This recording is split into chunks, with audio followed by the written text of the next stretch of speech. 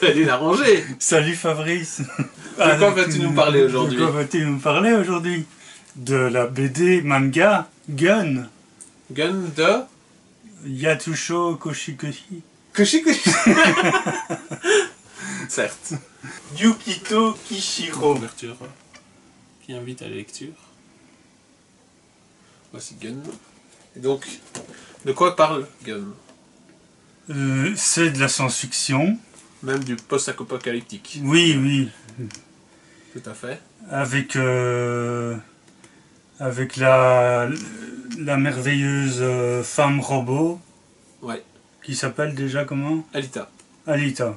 En soi, c'est même pas... Enfin, plus que femme robot, c'est une époque où n'importe quel être vivant peut être conservé juste avec son cerveau, en fait. Le cerveau est la seule part absolument nécessaire. Il peut être réimplanté dans des corps mécaniques, artificiels ou cyborgs, de différentes manières, et tu peux revenir presque à la vie à ce moment-là, du moment que ton cerveau n'est pas complètement détruit, quoi.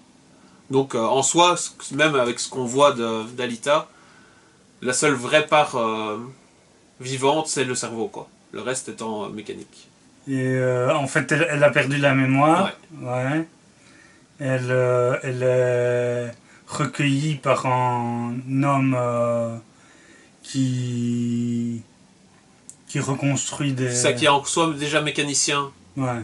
Robotique, Ouais. qui est un ancien scientifique, et qui, bon, ça fait un petit spoiler déjà, mais qui est aussi chasseur de primes, puisqu'on est dans une époque post-apocalyptique, donc mais ultra violente, ou du fait des avancées de robotique, mais aussi du fait de l'extrême pauvreté de la plupart des endroits. Je crois que ça commence, que l'histoire principale se passe dans un endroit qui est une sorte de... même pas de banlieue, de slum, quoi, de décharge, de lieu de vie très... aux conditions extrêmement dures, où les meurtres et les disparitions de personnes n'émeuvent à peu près personne, et où la justice se fait alors par chasseurs de primes, quoi. Puisque, en gros, ils vivent, le lieu où ça se passe, toute la première partie en tout cas de Gun, se passe dans les bas-fonds d'une ville, enfin c'est une ville qui se trouve en bas d'un énorme tube qui remonte jusque dans le ciel, au-delà des nuages, dans une station d'élite où vivent justement scientifiques et hommes les plus riches de cette civilisation, et ils reçoivent juste leurs déchets, et ça ils font avec pour avoir les composants électroniques nécessaires pour continuer à justement entretenir la vie et faire leur beurre, quoi. Oui, est-ce que tu peux nous parler, parce qu'il y a une espèce de sport national, ouais, qui ressemble un peu, je sais pas si tu as vu le film Rollerball. Je vois ce que c'est Rollerball, mais donc c'est... comment est-ce que ça s'appelle? C'est quelque chose de ball aussi. Le Motorball. Motorball, ouais, tout à fait. C'est un des intérêts aussi du manga, hein, puisqu'il y a même carrément... moi je l'ai acheté, c'est un manga dédié à ça, au Motorball, basé de... qui est un dérivé, effectivement. Je pense qu'au début c'était plus une idée de comment décrire ce monde hyper violent, où même les intérêts, les côtés, les hobbies sont hyper violents, et les désirs de la population de se distraire seront par des courses donc de cyborgs. Tu n'as pas vraiment de chance de gagner sauf si tu es humain, sauf peut-être le champion est peut-être quasiment 100% humain à un moment, mais globalement c'est quasiment entièrement des cyborgs et des androïdes mécanisés qui peuvent participer à ce sport, où le but étant de faire des tours de circuit et à la fin de franchir la ligne d'arrivée avec la balle, quoi. Une balle qui est introduite en cours de partie et tous les cours sont permis. Donc ça se joue soit en équipe, soit individuellement, donc chacun pour soi. Et tous les coups sont permis, on peut éliminer les adversaires, ça fait partie du jeu. Surtout que lorsqu'ils ont... je sais pas si c'est seulement lorsqu'ils ont la balle ou à tout moment, je pense que c'est à tout moment. On peut s'en prendre aux autres et le but est d'être à la fois assez rapide pour avoir sa chance dans la course, mais surtout d'être assez vicieux et assez résistant pour éliminer tous les adversaires principaux, quoi. C'est à peu près ça, hein. Et Alita va se révéler être extrêmement douée dans ce sport, puisqu'en fait, elle n'a plus de mémoire, mais instinctivement, elle a des capacités de combat hors du commun. puisqu'elle débarque d'un endroit qui est sans doute... je sais pas si c'est vu au début, mais elle a été retrouvée dans dans un androïde cassé, quoi. Mais elle a des instincts de combat qui sont, je crois, c'est Panzerkrust, quelque chose comme ça, une sorte d'art martial spécialisé de cyborg, qui était utilisé dans des guerres spatiales du passé par les élites des guerriers, quoi. Et donc grâce à cela, en utilisant ces connaissances, même dans des corps synthétiques qui ne sont pas adaptés, donc qui ne sont pas assez résistants, pas assez puissants, même en utilisant cet art martial dans de moins bonnes conditions, elle se révèle être extrêmement forte, autant comme chasseuse de primes que comme joueuse de motorball. Oui, moi peut-être, tant que j'y pense, Oui. ça a quand même influencé certaines BD françaises. Oui. Je pense à Sans la ville, qui a fait une BD qui ressemble un peu à Gun. Et peut-être aussi à Merwan Chaban, qui a fait une... que Ça, tu je ne connais connais pas. Merwan. Ah oui, Merwan, ok, qui a oui. fait Fausse Garde. Non, là je... Oui, mais il a fait une autre BD Oui, ok. qui ressemble un peu à... Ouais, ça ne m'étonne pas, parce que c'est un peu le même genre. Même dans Fausse Garde, il y a le côté... peut-être pas intemporel, mais il y a le côté société un peu dégénérée, ou côté violent de la société qui imprègne le côté. Donc ça ne m'étonne pas qu'il ait fait une BD qui soit un peu ressemblante quand même. Donc oui, ça a eu des influences, mais je suppose qu'au Japon aussi, hein, parce que je trouve que c'est de la post-apocalyptique bien fait. En fait, quand on regarde Gun de façon... sur qu'est-ce que ça représente, Alita est un personnage positif, elle est toujours mise de façon dynamique, avec des espoirs, avec des buts, et avec l'envie de bien faire à chaque occasion, mais ça enverrait contre tout. Tout dans l'univers de Gun est désespérant. Les humains, la vie humaine ne vaut pas grand-chose, même la vie des robots encore moins. Ce sont des miséreux, pour la plupart. Même lorsqu'on est champion de tel sport ou tel sport, ça n'évite pas le fait d'être mis comme, d'être à la portée du premier assassin venu.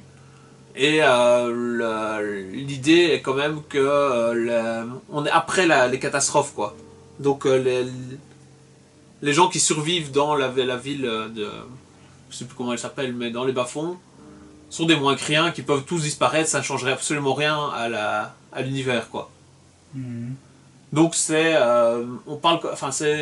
du post-apocalyptique, je trouve, bien fait, parce que le côté insignifiant de chaque personnage est quand même bien présent, et elle n'est pas justement insignifiante, elle porte d'espoir et là-dedans. Donc c'est un peu le côté vraiment contrasté que vaut la vie et quel soin donner. En fait, quel est l'intérêt dans Gun, c'est les relations entre personnages. Je trouve que c'est le côté le plus réussi. Donc, il y a des personnages qui sont même des personnages pas spécialement si positifs que ça, mais qui ont leurs moments dans le manga, des moments héroïques ou des moments touchants. Et donc, c'est un manga d'action, c'est un manga violent, mais ça ne fait que plus ressortir l'humanité des différents personnages, ou l'inhumanité des opposants, comme on voit ici ce magnifique cyborg tueur gigantesque, qui est un tueur sadique, qui a des crises de rage et qui détruit autour de lui. Mais donc, ça ne fait que plus ressortir les moments touchants de vraies rencontres humaines, d'amour, puisque Alita va trouver l'amour à au moins 2 occasions, je pense, au long du manga. Et d'espérance, en fait, envers contre tout, que ce soit de sa part ou de la part des différents personnages. Donc je sais pas si tu as encore d'autres choses à dire sur pourquoi est-ce que Gun vaut la peine. Mais peut-être qu'on peut passer à l'adaptation. Oui, juste, je trouve le dessin... ah oui, voilà. Le dessin, je le trouve assez réaliste et parfois assez gore, mais plutôt beau. Le dessinateur sait ce qu'il fait, et quand il veut faire du... Allez. Avoir une esthétique assez unique et assez belle. Et alors, dans les influences esthétiques, Je trouve que Gunn doit avoir, parce que ça, je pense que Gunn est, en fait, est antérieur à celui dont je parle. Je pense que ça a dû avoir influencé fort le manga Blame. Je ne sais plus quel est l'auteur de ça, mais qui est un des mangas les plus intrigants et qui vaut le plus la peine, mais qui est encore plus, mais qui est très cryptique. Et donc, si ça vous intéresse, toi tu ne connais pas, Baptiste. Mais je connais de réputation, mais je ne l'ai pas lu. Voilà, c'est un manga qui vaut fort la peine, mais qui sans explication est presque incompréhensible, mais c'est volontaire. Mais donc Blame, les dessins me rappellent énormément ça, et je pense que Blame est postérieur à Gunm. Donc, et aussi indiqué que Gunm, il y a une suite qui est Last Order, qui parle des années avant, donc qui parle des événements avant la chute, ou en tout cas des événements spatiaux en tout cas, des aventures d'Alita. Même si elle s'appelle pas Alita à ce moment-là, je pense. Maintenant que tu m'as remémoré tout ça, oui. Alita, elle s'appelle pas Gali? Si, c'est juste. C'est son premier nom en fait. Oui, Gali, c'est le nom simplement donné par le scientifique. Puisqu'ils n'ont pas de mémoire, il lui a cherché un nom et il l'appelle Gali. Mais je pense que son nom, une fois souvenu, devient Alita en fait. En fait, nous, je crois que nous deux, on a plutôt aimé. Ouais. Mais... ça n'a pas été un grand succès. Hein. Non, mais je trouve que ça a été quand même fort... comment... C'est juste si je dis aseptisé. Aseptisé, oui, par rapport au manga, tu veux dire. Ouais. Je veux dire, on peut aimer le manga et détester le film. Oui, parce que le film, par besoin pour atteindre le grand public, effectivement, a aseptisé ce qui fait une des forces quand même de Gunn, c'est d'être assez sans concession, quoi. Il y a énormément de tragédies au cours du manga, mais aussi des personnages assez complexes, quoi, assez négatifs. Je crois que le personnage masculin on le change dans l'adaptation, il me semble, l'intérêt amoureux d'Alita. Il me semble assez changé.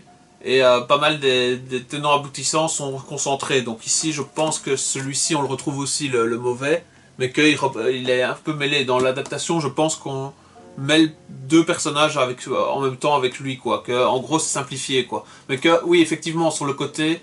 Il y a un côté trash à Gunn, qui est clairement sans concession, quoi, dedans. Où, comme je disais, la vie humaine ne tient pas à grand-chose, et parfois des personnages très intéressants se font décapiter en cours de route et on fait avec, quoi. Le manga se poursuit et Alita doit poursuivre sa vie malgré la perte d'amis ou de connaissances. Oui, tout à fait. Mais tu trouves que c'est suffisant pour que quelqu'un qui adorerait le manga déteste le film? Ben moi j'ai un exemple en tête de notre ami, de toute façon il ne regardera pas la vidéo, Rousse le Chauve. Ouais. Qui est fan du manga et qui a détesté le film, quoi. Ouais. C'est tout à fait légitime, mais à ce moment-là, on peut détester à peu près toutes les adaptations hollywoodiennes ou cinématographiques occidentales de BD ou de manga, quoi. Parce qu'il n'y en a pas une qui est... c'est un autre médium et c'est difficile de rester... de viser des films grand budget avec le côté trash ou le côté sans concession de certains mangas, quoi. Oui, mais même il n'aimait pas l'esthétique du film, quoi. Ok. Il trouvait que Kalita était plus enfantine, était moche, quoi. Ok. Là, je suis pas d'accord là-dessus. Je trouvais que c'était plutôt une réussite. Dans le film, je trouvais l'esthétique bien. Mais je sais qu'à l'époque, c'était tombé juste après un autre film qui a été un peu en concurrence, quoi. Sur le... C'est quel film qui a eu du succès par contre et qui était peut-être moins bon comme scénario, quoi, à l'époque, de post-apocalyptique ou de science-fiction. Je sais que il est mal tombé, question timing, et que Battle Angel Alita est arrivé en deuxième position, enfin est arrivé après un autre film de science-fiction et a fait des résultats bien inférieurs au cinéma, mais je ne sais plus quelle était la rivalité, enfin quel était l'autre film. Mais en tout cas, je pense que ça n'a pas été une grande réussite populaire, quoi. Mais je trouvais que le résultat était satisfaisant, que ça laissait... Et aussi, ce qu'il y a, c'est que ça s'arrête... ça laissait entrevoir des suites, à l'époque, qui n'auront sans doute pas lieu, quoi. Ouais. parce que c'est une bonne franchise qui ne se termine pas justement avec le point où elle était, c'est-à-dire à la fin de l'adaptation, Alita défie les autorités qui sont en haut, quoi, dans les nuages, qui sont en haut du tube, qui déversent leurs immondices vers les bas-fonds, et veut se venger des événements qui sont passés à la fin du film, quoi. Donc, en gros, ce serait, au mieux, ce serait un tiers, quoi. Ça aurait pu être une trilogie en adaptation. Non, je trouvais que les images de synthèse étaient plutôt jolies, et que, en tout cas, la fluidité et le côté animation étaient réussis. Je sais pas ce que toi tu en pensais. Moi j'ai plutôt bien aimé. Ouais. Il y a juste quand même, j'étais plutôt de l'avis de notre ami Rousse le Chauve quand j'ai vu la bande-annonce. Ouais, ça m'a tout à fait. Donc... Je suis d'accord avec toi, la bande-annonce n'était pas une réussite et ne laissait pas entrevoir le mieux, mais au final c'était plutôt une bonne adaptation, je crois. Mais oui, je crois que si on veut voir mieux, peut-être que pas en 3D, peut-être pas avec des vrais acteurs alors, mais est-ce qu'il y a une adaptation animée, donc par des japonais, quoi, qui pourrait peut-être être plus fidèle et plus violente, quoi. Il existe en petit dessin animé, sur le début aussi Sur la Sordor, donc. Non, c'est ça, la première saison, on va dire, sur le début des aventures d'Alita, une fois arrivé dans la décharge, quoi. Ouais. Ok. Voilà. Très bien. Merci Lauranger. Autre chose. Donc est-ce que tu recommanderais de lire ou de voir Gun ou Battle Angel Alita? Mais moi je conseillerais surtout de lire le manga. Ouais. Si je conseillerais le film aussi aux plus jeunes, enfin je dirais pas aux enfants, mais non. Je veux dire que si t'es ado, tu peux commencer par le film, il n'y a rien de mauvais avec ça, je pense. Ouais, voilà. Mais aussi, je conseillerais plus le manga, effectivement, beaucoup plus riche, et je suis d'accord là-dessus avec aussi notre ami Russell Chauve, un style graphique beaucoup plus défini et beaucoup plus unique. Qui est un peu perdu quand même dans l'animation. C'est quoi, c'est de 3D, enfin l'image de synthèse. Ouais. Mais c'est pas déshonorant non plus, le film n'est pas déshonorant. Donc, voilà. Non, on a plutôt bien aimé le film, quoi. Tout à fait. Voilà. Mais c'est vrai que c'est... on n'a peut-être pas dit c'est américanisé, quoi. Oui. C'est une adaptation américaine. Peut-être que des Japonais auraient fait autrement. Je pense, parce que dans les relations humaines, c'est ça que je disais, c'est un des plus gros points forts du film, c'est le côté humain, malgré tous les challenges et le côté peu de valeur de la vie. Je crois que là-dessus, les dynamiques de personnages et les réactions face aux choses sont différents une fois que tu américanises le manga, quoi. Que ça simplifie peut-être un peu, ou en tout cas ça change la perspective par rapport à comment s'adapter lorsque c'est fait dans des dessins animés ou des adaptations avec acteurs de la part des Japonais, quoi. Oui, peut-être autre point négatif du film, c'est la chanson de générique de Dua Lipa, qu'on aime beaucoup, mais c'est peut-être pas le meilleur choix, quoi. Je ne m'en souvenais plus, mais je te donne entièrement raison. Pour le principe, je te donne entièrement raison. Oui. Mais oui, et sinon sur le manga, donc je pense que ici, ça reprend combien de volumes? C'est quand même une histoire assez longue, hein. C'est pas... Jusqu'ici, les adaptations justement audiovisuelles sont très limitées par rapport à la capacité de ce qui a été créé, quoi, par le manga, et je crois que la qualité reste présente dans la quasi-totalité de l'œuvre, donc voilà, en tout cas sur les mangas, je recommande de lire... pas seulement le début, mais d'aller creuser et de voir ce qui se passe après. Même si je pense, malgré tout, le début est peut-être quand même ce qui est le plus intéressant à lire, hein, mais voilà, le manga est de bonne qualité sur l'ensemble de l'œuvre. Est-ce que c'est un chef-d'œuvre? Non. Pas pour toi. Non, parce que si on parle toujours même de post-apocalyptique, ça a déjà été fait avant, ce genre-là. Je trouve que le côté robotique, l'aspect robotique est très intéressant. Là-dessus, il y a peut-être quand même quelque chose de, si pas unique, parce que je dirais pas que c'est unique, mais de cette condensation de tous ces thèmes sur comme je disais tantôt, le fait de continuer la vie avec juste un cerveau et de pouvoir avoir des corps différents, des représentations différentes et de à quoi tient la vie et tout ça, cette façon de le mettre en perspective est peut-être quand même bien unique, mais que globalement tous ces thèmes avaient déjà été abordés, la robotisation, le fait avec Akira, avec d'autres, ont déjà été mis, enfin le post-apocalyptique vraiment trash, Akira l'a mieux fait. Moi je le mettrais pas en chef-d'œuvre, ou en tout cas pas en grand chef-d'œuvre, enfin dans les inratables quoi. Donc je le mettrais comme parmi les très très bons mangas qui sont plus que recommandés, mais pas dans les chefs-d'œuvre. Il y a des moments où l'histoire est un peu trop simpliste, malgré tout. Et en fait, je crois que les limites sont dues au personnage principal. Le personnage principal et son manque de mémoire, et puis son retrouver la mémoire et ses confrontations, font des affrontements du fait qu'il n'y a que elle qui est l'héroïne, plus que tout, quoi. Qui est censée découvrir tout et passer à travers tout. Je pense que ça restreint quand même en partie une partie des rebondissements et de ce qui peut être exprimé dans l'histoire, quoi. Donc je mettrais les limites là, mais je dirais des limites faibles, hein, mais je dirais que ce n'est pas un chef-d'œuvre. Je dirais que graphiquement c'est extrêmement bien réussi, que le côté justement on pourrait dire c'est un détail, mais le côté motorball est extrêmement intéressant, c'est vraiment bien réalisé. Et que là-dessus, le côté fun du manga à ce moment-là, puisque c'est fun par le côté trash, mais est grand. Et donc, mais qu'il n'y a pas forcément d'aspect ultra unique au manga même.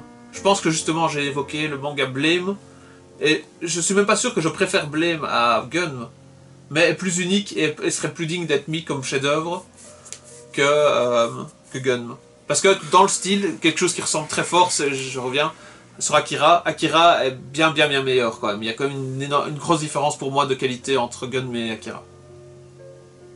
Oui, mais on peut dire que Gali est quand même super sexy quand même. Tout à fait. C'est pas faux du tout. Mais justement, je suis moins... peut-être que je m'identifie moins à des personnages comme Gali qu'à certains... qu'à des mangas et des histoires plus collectives. Puisque Akira, même s'il y a un personnage principal, il y a... comment est-ce qu'il s'appelle encore le motard Tetsuo, voilà. Non, c'est pas Tetsuo. Tetsuo est le copain cinglé. Ouais. Mais bref, oui. Kaneda. Ouais. Même si Kaneda, du début à la fin, est représenté plus ou moins comme le protagoniste, en gros, il n'y a vraiment pas que lui, quoi. On retrouve une dizaine de personnages marquants et qui peuvent parfois prendre le devant de l'écran, enfin le devant de l'histoire. Tandis qu'ici, c'est vraiment fort centré sur Gali, je trouve.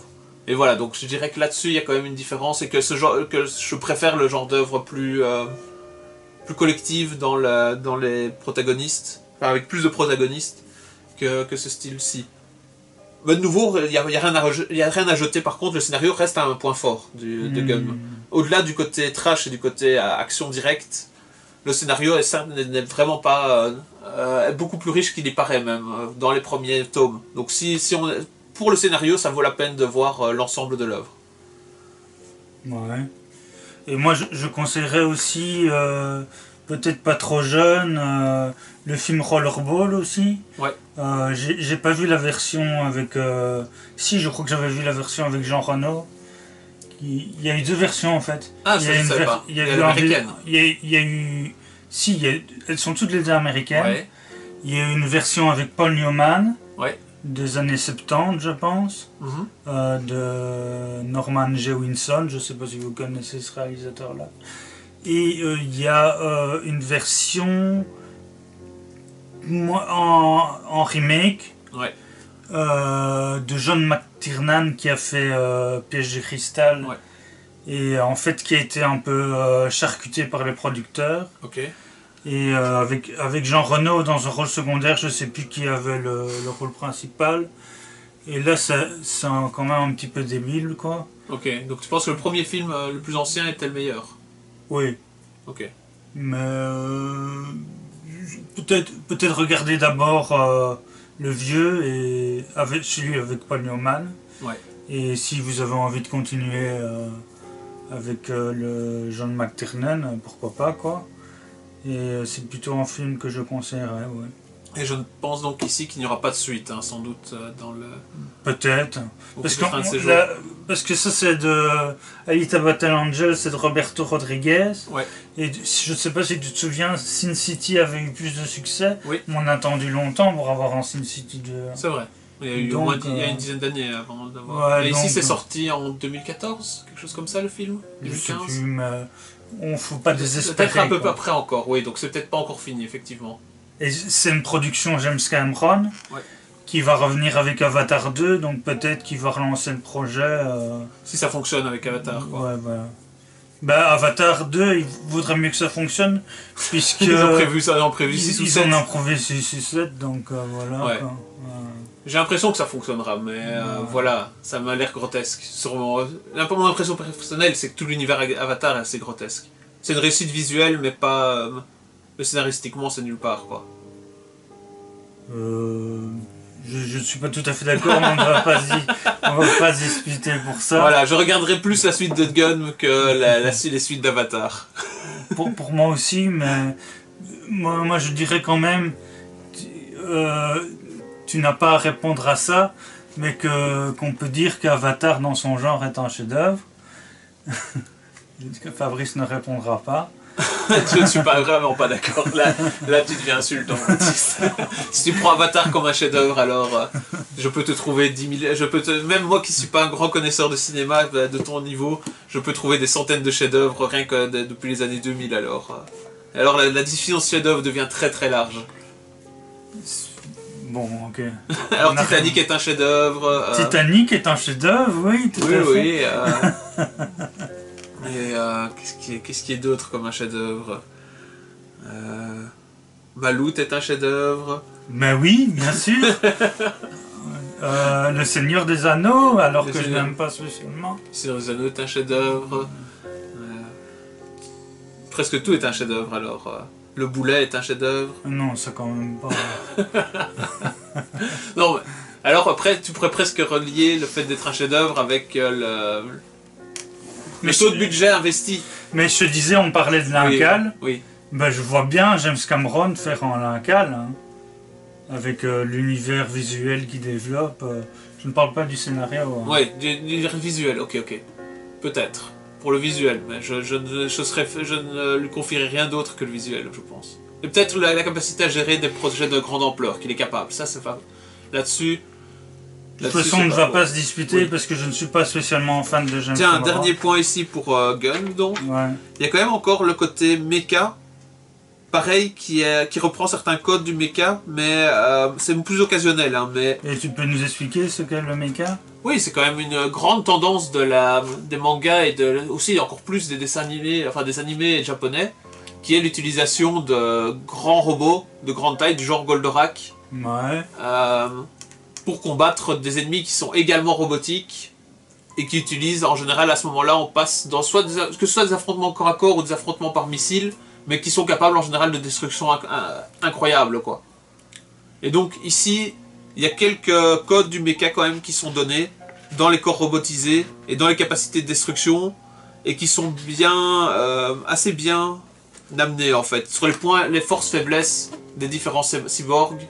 Et du côté, ça tourne parfois presque aux affrontements méca. Je dirais qu'il y a quand même une différence. C'est que dans les affrontements méca en général, la résistance des méca ne permet pas des affrontements éclairs. Tandis qu'ici, c'est plus des affrontements longue distance où il faut détruire au fur et à mesure les armures et les choses comme ça. Ici, Gun reste plus violent et plus intense, puisque par l'utilisation de fils laser ou de différentes armes, parfois les affrontements peuvent être finis vraiment parfois en 2 secondes, quoi. Tu peux avoir ton corps tranché et des choses comme ça. Donc je trouve que là-dessus, ici par exemple, on ne voit pas à l'écran, mais je vais vous montrer. Voilà. Là-dessus, je crois qu'il y a des inspirations quand même du genre mecha, mais extrêmement bien réalisées. Que c'est aussi un autre point fort du manga, et quand même tout ce qui est en trait avec les corps robotiques et la cybernétique et comment ce sujet est traité. Donc c'est pas pris à la légère, il faut des scientifiques spécialisés pour y arriver. il faut des personnes qui soient capables d'avoir l'endurance physique pour supporter le choc physique et mental de rentrer dans des mechas, dans des corps mécaniques, de survivre à l'opération de transplantation et des choses comme ça. Donc là-dessus, un autre grand point fort, si vous êtes adepte d'histoire méca, d'histoire de cyborg et tout ça, foncez sur Gun, puisque c'est peut-être là-dessus, j'en parlais, qu'il y a le côté le plus unique du manga, c'est sans doute dans cette idée-là. Qu'est-ce que c'est la vie? Qu'est-ce que c'est... Ah oui, alors ça me fait penser justement, on peut rapprocher alors ça aux mêmes thématiques que Ghost in the Shell. Oui, Ghost in the Shell, on vous conseille le dessin animé. Oui, qui est magnifique. Ouais, voilà. Le scénario de Ghost in the Shell est de nouveau un peu plus cryptique et moins simple à suivre. Gun reste toujours simple à suivre et une histoire plus je vais pas dire basique, une histoire plus linéaire et plus abordable. Ghost in the Shell est plus métaphysique et plus spécialisé un peu informatique et cybernétique. Donc ici ça reste un décor très très bien amené et très bien expliqué, mais ça reste quand même... On n'a pas besoin d'être spécialiste dans quelconque domaine numérique, cybernétique ou quoi que ce soit pour suivre l'histoire de Gum. Okay. Est-ce que tu as vu le film Ghost in the Shell avec Scarlett Johansson? Non, mais je compte le voir, je pense. Pour plusieurs raisons, on va dire. Moi aussi, l'esthétique, enfin, la beauté de Scarlett Johansson, mais ça a été fort critiqué à l'époque, et donc c'est pour ça sans doute que je n'ai pas foncé dessus. Mais je pense que c'est pas un mauvais film en soi. Peut-être pas une grande réussite non plus. Mais disons que le manga et l'anime étant déjà tous les deux existants, et étant de tellement grande réussite, je n'ai pas vu en quoi ça pourrait le film américain. Donc non, est-ce que c'est américain ou est-ce que c'est japonais avec Scarlett Johansson, c'est américain. Oui, mais c'est par qui a Rupert réalisé, tu veux dire? Oui, réalisé. Rupert Sanders, qui est le réalisateur de Blanche-Neige avec Kristen Stewart et Charlize Theron. Tout à fait. Voilà, donc je n'ai pas vu du tout en quoi une réalisation américaine pouvait apporter quoi que ce soit. Je me suis dit plutôt ce sera d'office une perte et que le scénario serait mis à la sauce américaine et forcément changé par rapport aux thématiques japonaises. Mais voilà, ici dans ce cas-ci c'était moins le cas, je pense. L'adaptation était peut-être plus nécessaire parce qu'il n'y a pas encore eu de projet de cette ampleur, en comptant que si ça avait réussi, il y aurait eu sans doute 3 films, comme je disais, et là-dessus ça valait sans doute la peine à ce moment-là. Avec un film, c'est trop peu, et c'est plutôt une déception si les suites ne se font pas. Mais par exemple, Ghost in the Shell, je voyais vraiment pas l'utilité. Je pense que je regarderai tôt ou tard le film, parce que ça reste...